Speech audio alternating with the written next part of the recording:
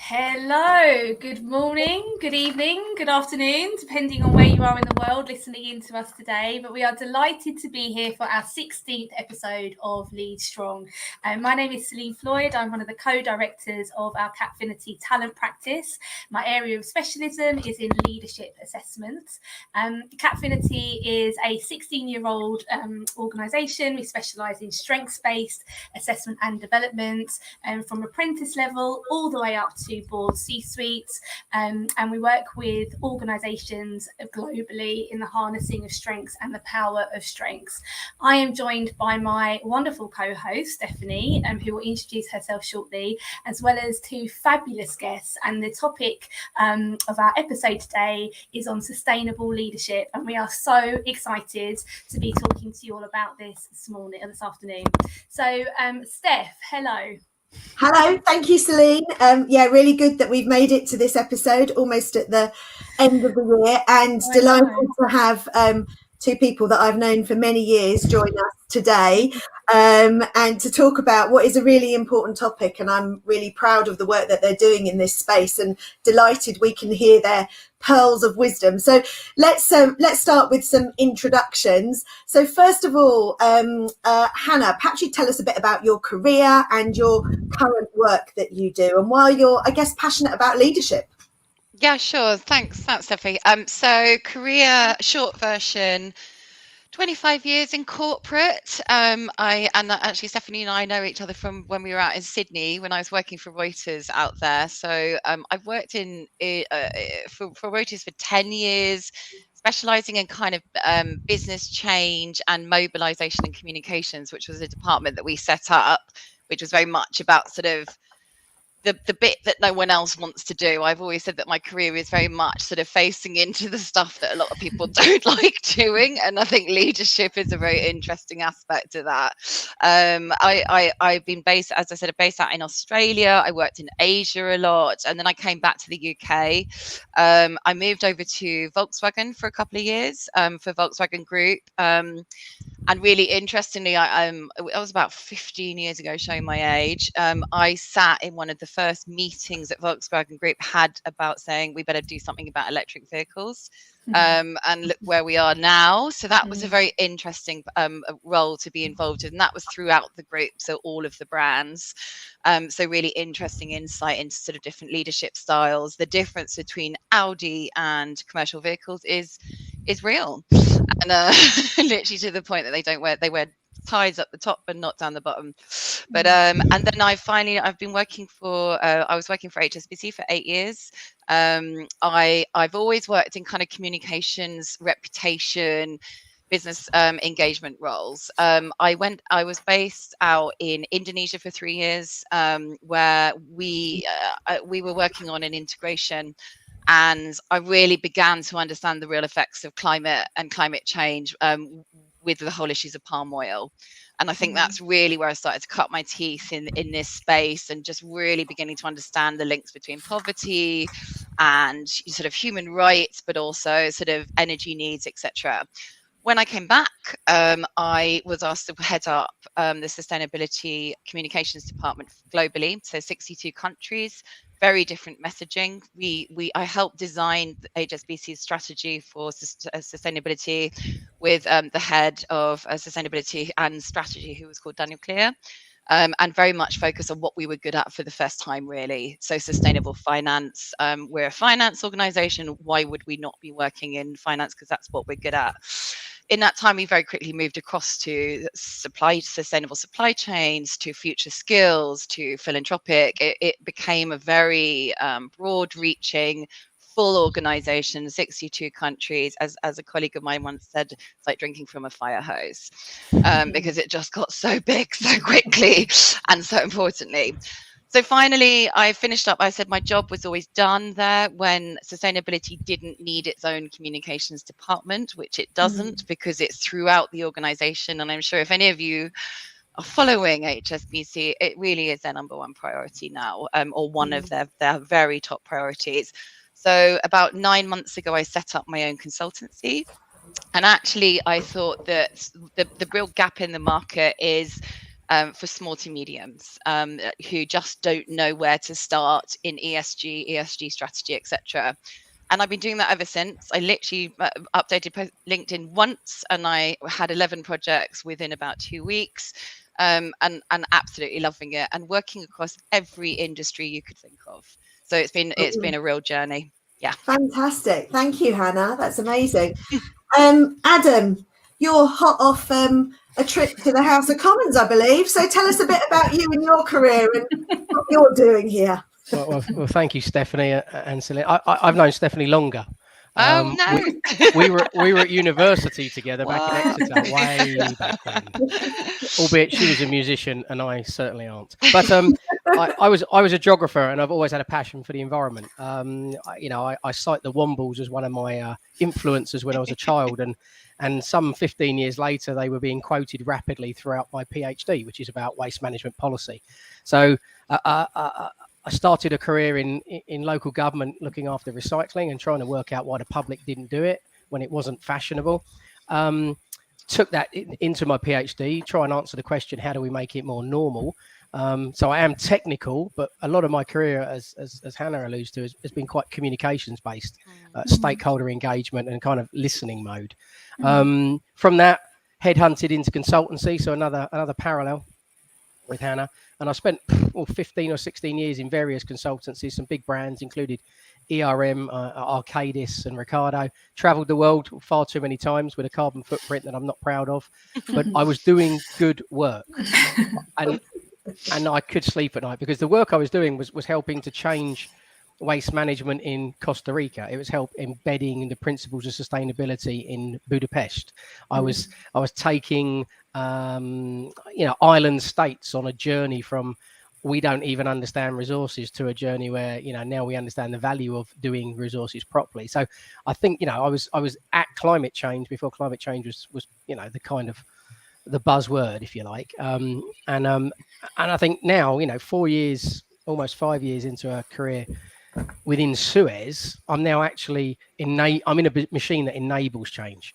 So not only am I helping municipalities to make the right decisions, but I'm now actually running the services, or the team are running the services that are delivering high recycling performance or enabling. And what I'm quite passionate about is helping our big corporate customers go, well, why do we need that stuff in the first place? Why are we paying you to collect it and then do something magical with it, recycle it, recover it, and repurpose it? And actually, when you can get inside businesses and talk to them at the right level, and this is kind of taking my PhD 25 years later and going, I've actually got the analysis, but now I've got the traction to be able to have a conversation with a board member about, well, why do you do that? Surely if you took that decision in a different way, you'd have less waste at the end, or you'd have a reusable product at the end, or you'd be using instead of buying a container, you'd be leasing a container. And they look at you and then you go, and then you don't have liability for it, and then you don't pay for it to be taken away, and then they go, oh. And I think that's what I'm enjoying most. So at SUEZ, SUEZ, one of the world's largest waste management companies, my remit doesn't stretch to all corners of the globe, but here in the UK, where my job is to hold government to account, lead industry debates, and try and ensure that we do the absolute best we can for UK PLC and beyond. And that's why I was up at COP. I was talking to Steph just beforehand. We were up there trying to make sure that other sectors see our sector as an enabler, as a facilitator. They all have rapid growth agendas in decarbonisation and net zero. But actually, it's people like me and the people I work with who are going to enable that to happen, because we understand material science and we understand capture and collection of materials. So yeah, it's a fantastic career. I've enjoyed myself immensely, and I was honoured earlier in the year. I became the one of the youngest presidents of the Chartered Institution of Waste Management, so I get to wear a chain for the next 12 months. And, and after that, you can only go downhill, can't you? Once you've hit chain level, I mean, that's it. That's the big guns right there. Brilliant. Thank you both. I mean, really inspiring areas that you both work in, and can clearly see the passion that you all have.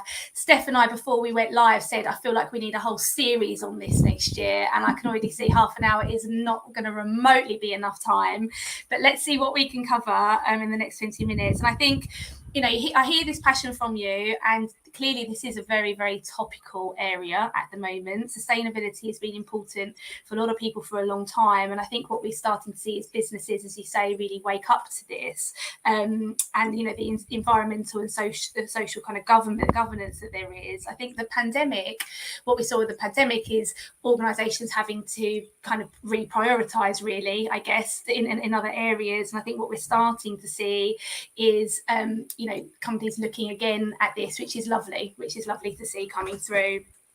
And when you look at, you know, the kind of workforce coming through, millennial, Gen Z, we know that this is a really important topic for them, isn't it? And we know that climate change specifically is one of their top concerns. So really important for leaders to have an awareness of this. There was some research that Deloitte published this year, 2021, which looked at execs specifically. And they actually found that 80% of execs see climate change and sustainability as one of their top areas of concern as well. And I love one of the phrases that came out of the research that said that execs are realizing that being not bad is not good enough anymore. You know, like that it's got to be better than not being bad. So there's, you know, and you guys know this better than Steph and I do, there's real kind of traction in this space now. So perhaps a good place to start is just looking at the topic of sustainable leadership generally and getting your views perhaps on what that means to you, and why specifically for leaders it's an important kind of topic to really get on board with. So maybe back to Adam in the first instance, you know, what do you think? Yeah, sure. I mean, I think SUEZ has been on a journey over a number of years, but in the last few years we've recognized that what we do is good for the environment. That's what we're designed to protect the environment. But actually the people that work for us are even more passionate about the environment outside of just doing recycling and waste collection and such like. And so by inspiring them, empowering them, enabling them, we're getting unbelievably great ideas about biodiversity, you know, bug hotels, and you know, and wild seeding of the fringes of our sites, in a way that we're now contributing so much more positively to the environment that we work in. It's better to look at. They feel better because they're doing something that they've, you know, kind of instigated. But you go beyond that and you go, well, actually, you know, each of our sites has a huge social benefit because we're doing good environmental benefit. And you start looking at the social benefit of reuse compared to recycling. And for, you know, every ton of recycling, you might get, you know, £1,000 of social value locally because of employment and training and opportunities and supply chains. But in reuse, you might get £13,000 to £15,000 worth of social value because there's more training, more people, more skills. And I think when you recognize that, you go, now how do we work with the community? So not only am I enabling the team and the staff to be better and to bring more, but now we're going, well, hang on, we can work with communities who historically would have seen our infrastructure as a problem, as a nasty, as a chimney. Now they're going, but you're enabling us to do so many other positive things. And I think that's what you've got to do. You've got to bring the language and enable people then to do things that they see as being productive and beneficial, because then you build momentum that's almost unstoppable.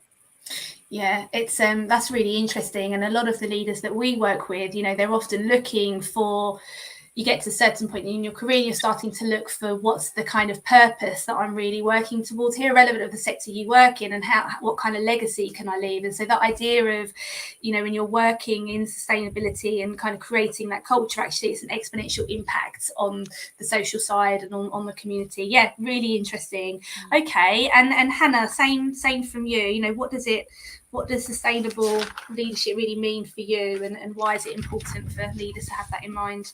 Yeah, I think that purpose point is key. And I think, you know, as you mentioned, Celine, like post-pandemic, during the pandemic, I think working for large corporate, I think there was kind of a penny drop moment where I think for the first time ever, people, you know, it really feels like there's a shift in direction of all the things that some of us, I suppose, have been fighting all our lives really about, sort of make it human first and business second, because it will follow better in that way. But I think with the pandemic, that kind of dawning realization that there is something global and planet and based that we've seen really for the first time in our lifetime, that made everybody go, you know, sugar. We can see how this is going to pan out, and in a really great way. That's really focused people on climate more. I have to admit, at the beginning I was quite skeptical when we were sort of scrambling, you know, around coronavirus and thinking, are people really going to be interested in this? I've never seen such take up. And we were running courses, education, you know, when everybody was at home. I thought people would be too occupied. I was proven wrong. And there's a real push on that. And I think from a leadership perspective, as you said, this purpose has become really real. I mean, you know, I have spent, as I said, 20 years in corporate. Every time they rolled out another purpose, you know, we'd all roll our eyes and say, oh God, here we go again, right? But actually, if you're really holistic in your purpose and your approach, and part of that is really admitting as a leader that your number one responsibility is to others and not to yourself. It's and every aspect, right? So it's your employees, it's your stakeholders, it's your, you know, and you end up with planet. If you really take that seriously, that is your purpose, then it becomes a very different animal than just rolling out a couple of paragraphs, right? And I think that's absolutely key. And I'm really seeing that shift in sort of leadership behavior. That is very unusual and alien to a lot of old leaders who have been taught different ways of leading in the past. So I suppose for me, sort of the number one message would be, it's okay to feel uncomfortable as a leader, because you're going to be in a very different place than you may have felt in the past. But your employees, as you said, demographically and all been through this collective world issue, are really looking for that, and they're looking for someone they can trust, but by showing that sort of vulnerability and admission that actually they may not be comfortable doing this themselves as well. And it's that kind of real collective, let's do this together, if that makes sense. Yeah, absolutely. A couple of really kind of nice pieces in there. And it's interesting, isn't it, to reflect back on 2020 and the pandemic. And I remember I caught up with an old colleague in the summer, and he was dialing in from home, and he's got a lovely home that overlooks the sea on the south coast, southwest coast. And he was showing me the view, and he said that a couple of months into lockdown, him and all the neighbours gathered on the looking over the sea because they couldn't work out what was different on the horizon. Then they worked out that they could see for the first time the sun set properly over down past the kind of coastline, and it'd always been foggy, you know, like hazy with all of the pollution before, and I don't think I'll ever forget that story now. It's just a really profound story, and I think you've seen lots of those kind of potted around, aren't we? So hopefully that's, you know, one of the great things we can take forward from the pandemic. Absolutely. It's a really interesting point about the leaders and that vulnerability, Hannah, because I know people kind of called out Paul Polman when he was the CEO of Unilever, when he put sustainability first.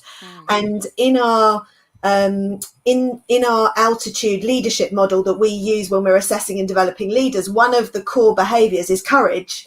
And I think courage is part of this, isn't it? It's much easier to hide away and you know, try and avoid it, but as we have said, this is what employees are looking for now. So I guess I'd love to hear from you both on what other behaviours or skills are maybe important for sustainable leadership, kind of at any stage in the organisation, because it does start from the top, but then we know there's a lot more that needs to be done. So let me come to Hannah first. Thanks. Yeah, I mean, it's you know, let's not, sustainability isn't the only thing around. You're still going to need sort of leadership behaviors that have been the same through and through, right? So 50 years time, you're going to need strategic thinkers, you're going to need intelligent people, you're going to need people that hold themselves to high standards, right? No one's saying that those fundamentals of leadership are not going to be needed and necessary. So it's kind of not all brand new.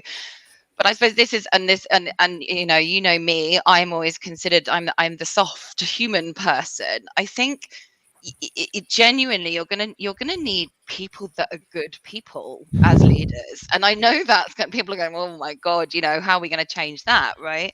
But they have to be comfortable with themselves and have integrity. and be able to, as I said, going back to my previous point of being able to sort of admit that they don't know everything, but are willing to learn, right? Because they need to find a way to get everything into sync. I think in practical terms, because you guys are practical leadership people, that means you really need to sort of take time to identify your strengths and weaknesses in this space, and then have practical solutions for what's missing. A lot of the work that I do essentially starts with a gap analysis, and it's almost like a gap analysis on knowledge. And I can't stress enough, and as I'm sure you're the same, we were saying before we went live, a lot of our work is it's just communicating, because a lot of people just don't understand. It's totally overwhelming. And it's finding the bits that you do get and focusing yourself as a leader to really understand what you don't know and upskill yourself in that area.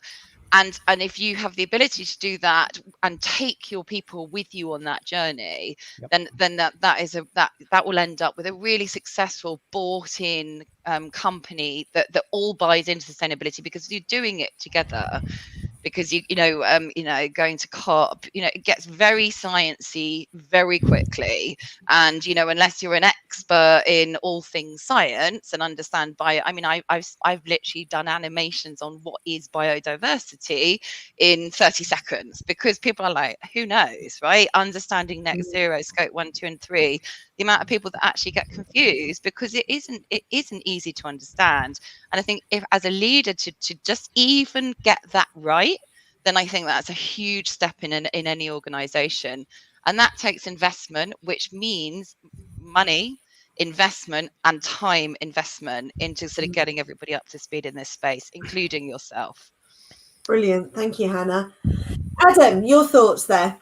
Behaviours or skills, I suppose. I'll build on some of what Hannah said there, because interesting. We were rolling out something across 5,500 staff just before the pandemic hit, which was we called it Fresco, which was an introduction to climate change, but it was to show how the butterfly wing effect over here was leading to climate change over there, and because you bought this and didn't recycle that, you ended up with water pollution over here. And actually, when you've got a lot of frontline staff who are collecting bins for a living, getting them to understand that they're the front line, we're empowering them to have a conversation with somebody that historically they would never have had a conversation.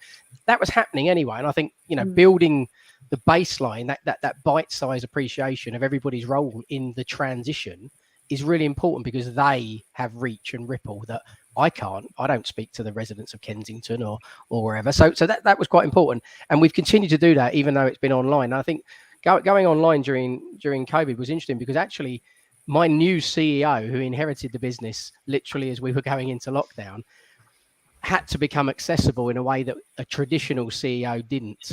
And I think it's been brilliant, because he's had to embrace technology, and he still wants to get on site. But actually, we've now created different platforms and engagement techniques to keep the staff empowered and motivated about all the things that we're doing as a business that they wouldn't necessarily hear because we're not sitting around a boardroom. So I was just building on Hannah, but my skills for you. Well, one's analytical actually, and I think it's about the triple bottom line. And we're talking about sustainability today, but if you can analyze and compare social benefit versus environmental versus economic, you start to make different investment decisions or different employment decisions or different recruitment decisions.